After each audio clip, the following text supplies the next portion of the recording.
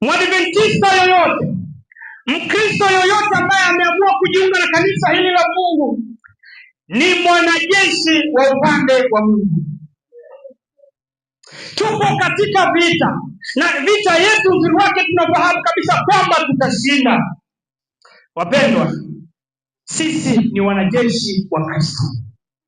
Ndio maana nataka kulileti na hii kitu inasema hivi: kulisaliti kanisa kwa namna yoyote ile ni kumsaliti Mungu.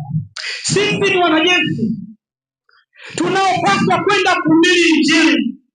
Endapo wewe ni Mwadventista msabato na kufanyi kazi hiyo ya kuhubiri Injili, wewe ni msaliti.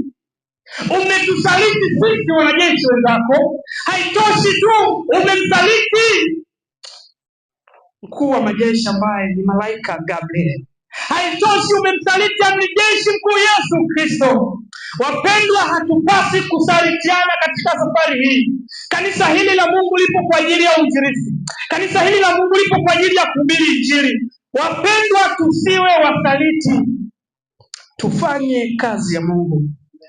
Popote unapokuwa, fanya kazi ya Mungu kwa maneno yako, kwa kuvaa kwako, kwa mwonekano wako, kwa lolote unalolifanya, fanya kiinjilisti.